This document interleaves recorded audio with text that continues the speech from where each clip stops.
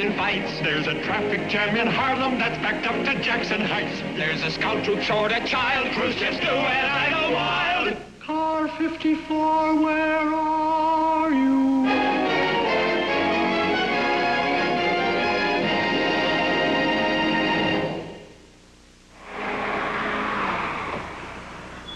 Thanks, Francis. Good night, Gunther. Right. Oh, that $10 I owe you. Lucille went to the bank today. I'll pay it to you tomorrow. Sure. So long. So long.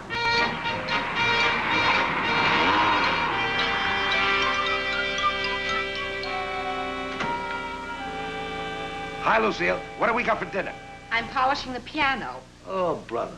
I come home for dinner starving to death, and you're polishing the piano. Piano? We don't have a piano. We have now. You bought a piano? I took the $400 out of the bank, and I bought a piano. But you don't play piano. I know. Oh, Gunther, I did a foolish, foolish thing. Foolish? It's just what we needed. Now, when Van Cliburn drops up to spend an evening with us, he won't have to sit around and watch television. All my life, I dreamed of having a piano, but I'm sorry. I must have been insane. I'll call them up to take it back. Wait. If after 15 years a man can't provide his wife with a piano, what kind of a husband am I? Oh, Gunther, that's sweet, but I won't have it. We haven't a dime left, and we have all the bills to pay this month. The piano stays. We'll save money on something else. Ooh, I know. I'll give up smoking. But you don't smoke. Yeah, that's right, I forgot. You see, Gunther, you just don't buy a piano on a policeman's salary. Unless what? Unless we do what the Schnauzers did in order to buy their television set. They took in a boarder. That's right. We got an extra room. It was the first thing I thought of after I bought the piano. We can fix it up, put an extension telephone in. I even wrote out an ad to put in the newspaper. An ad? Listen, how does this sound? Wanted, boarder to share home with refined couple. Dignified surroundings, excellent cooking, cultured atmosphere. Ooh, let's move in with them. That's us.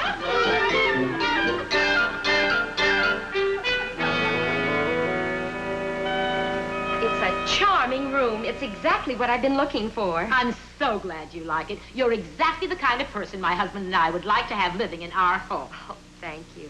Only $25 a week in such a friendly atmosphere. I'd like to pay in advance. Hi, Lucille. Gunther! Gunther Tootie! Rhoda Nelson. Oh, I can't believe it. Old Loverlips Tootie, the biggest wolf that ever took basic training at Camp Dix. You two know each other? Oh, she was a hostess of the USO. Oh, what you must go through, Mrs. Tootie. Does he keep you up all night dancing and jitterbugging like he did me? No. Well, there was one thing he liked better than dancing. It was sitting them out in dark corners. Your ear must be black and blue from his biting it.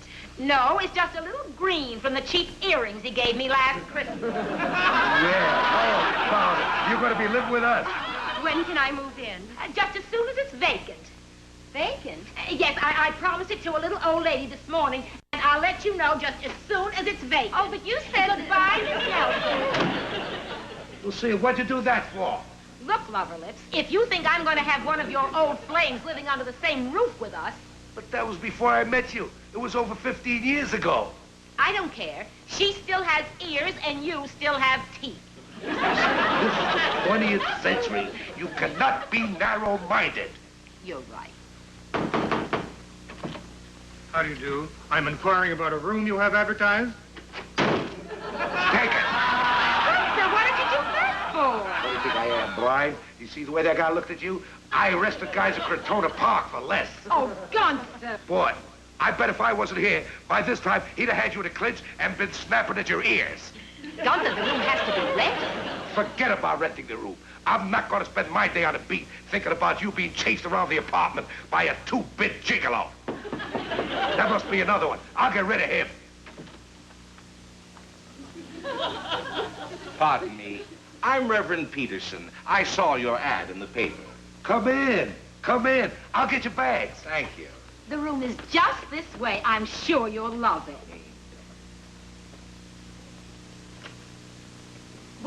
making $25 a week, but if you can't... Oh, it's worth every penny of it. It's a charming room. How long are you planning on staying, Reverend? At least a month. You see, I'm in New York for theological study and meditation. Then this room is perfect. You never hear any noise, will he, Gunther? No, I'm hardly ever home. Ah, a telephone. I must call my sister Naomi and tell her that I arrived safely. Hello, long distance. May I please have Chicago? The number is Edgewater 32564. You know how fussy older sisters are. She just won't rest until she knows her little brother is safe in the big city. Hello, Naomi. This is Harold. It's about time I heard from you, you phony creep. God bless you too, sister. Worry. Oh, you're using the Reverend Dodge again, huh?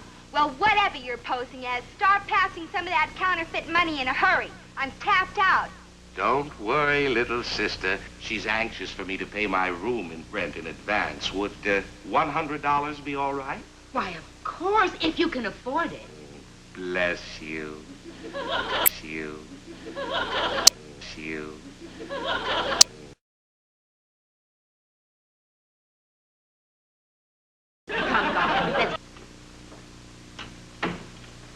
Look, Bubbles, I'm staked here with a couple of squares, and I'll start pushing the stuff. All right, I'll check with you. Let's see, what's she saying? Oh, yeah. 100.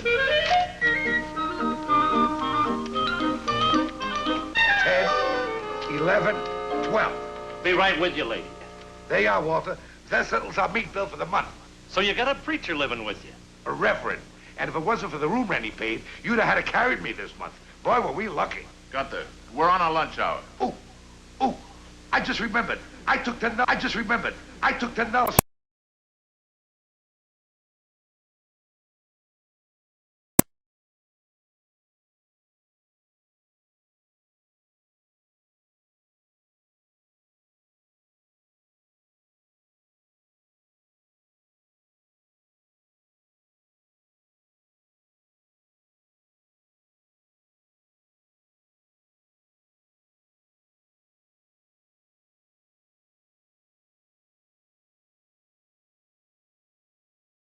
Cloth.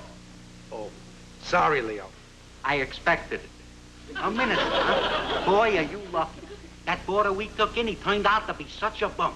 He was always bringing girls up to the apartment. There was always whiskey and beer in the living room. They'd be dancing and drinking in the apartment. My wife, Sylvia, finally threw him out. No kidding. Yeah. Boy, do I miss him. Certainly different at our house. The Reverend could play our new piano, and Lucille and I sang hymns all night. No kidding. And then 12 o'clock, we watched Going My Way on a Late Show. It was one of the most inspiring days I ever spent. Hi, fellas. Boy, did we just stop a dame in our sports car.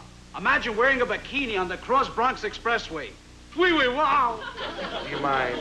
Do you mind? What's with him? He has a reverend house. Oh, very funny. Some people got no sense of decency.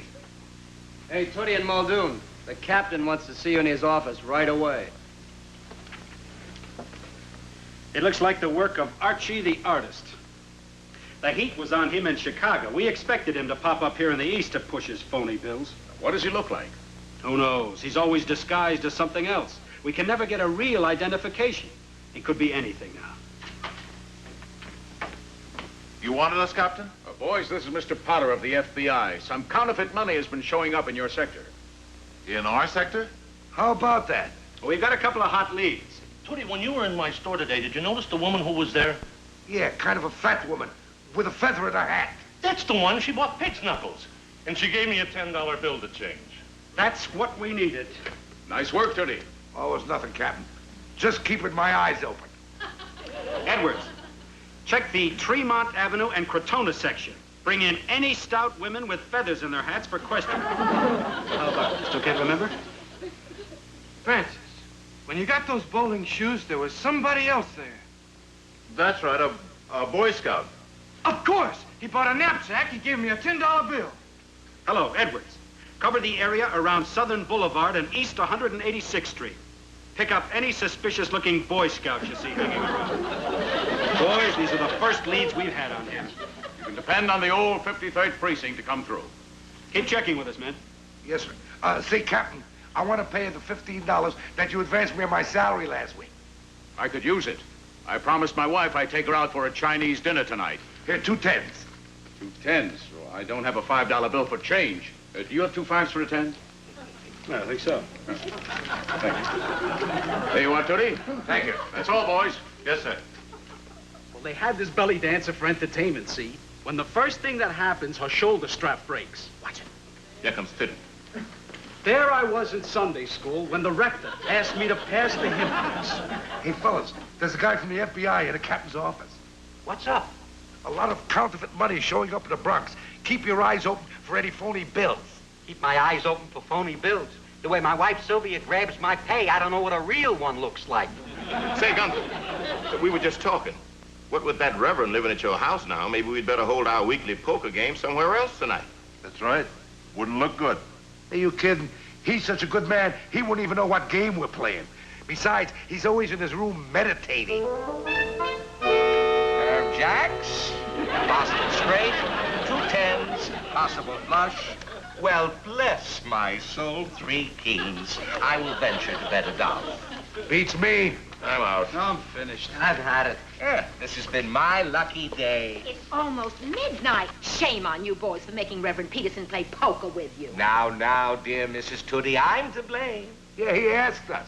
Sure, after you disturbed his meditation. Disturbed him. All we did was riffle the cards, and he came shooting out of his room. I thought somebody was paging through a hymn book. Well, enough of cards. I'm going to put on some coffee. The dear lady is right. I think we've sinned enough for one evening. It was sure a great game. Yes, what I like about it is nobody got hurt. Yeah, we all came about even. All that happened was that we exchanged each other's money. It's a shame, Reverend. Here we are with your nice, clean money, and you're stuck with our dirty old bills. I wouldn't have it any other way. Nice, clean bill. It's a shame I have to pay $20 of this to that no-good brother-in-law of mine. After 15 years, I'm still paying him for that wedding ring he sold me at 40% off. He should turn blue. Say, Omar, you want to come down and get some shoes with me tomorrow? Nope, this goes right into the bank. And now, men, to redeem ourselves from an evening of sin, will you join me? Thank you very much for your cooperation, ladies. Next. This is the last batch, Mr. Potter. In here, man.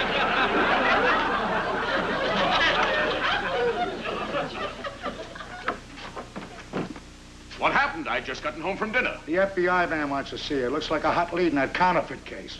Now, you don't expect me to go for that old wheeze that you were all just hanging around that corner waiting for old ladies to help across the street. Mr. Potter. Captain Block, I've got a hot lead and you can help us. Me? Another phony 10 showed up at the Shanghai Gardens restaurant. I was there tonight. Mr. Singh. Hello, Mr. Singh. Hello, Captain. You got stuck, too? Yes, Captain. It could only have been one person. Do you remember the man who was behind you when you were paying your bill? Yes, a guy with a beard. That's the one. Get me Inspector Edwards. We're closing in on him, Captain. I must say your men are always on the spot. Well, leave it to the good old 53rd. I'll bet right at this minute my men have that counterfeiter completely surrounded. We shall come rejoicing,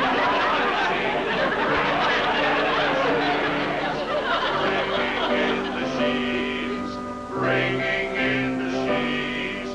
We shall come rejoicing, bringing in the sheaves. Reign over this happy home. Amen. Beef stew, my favorite. I had a terrible time making it. Walter, our butcher, was so nervous he cut the meat the wrong way. No wonder he was nervous. Somebody passed him a counterfeit $10 bill yesterday. Are you all right, Reverend? It's nothing. Just a shock that there's so much crime in this world. And they were dragging everybody into the police station. Everybody?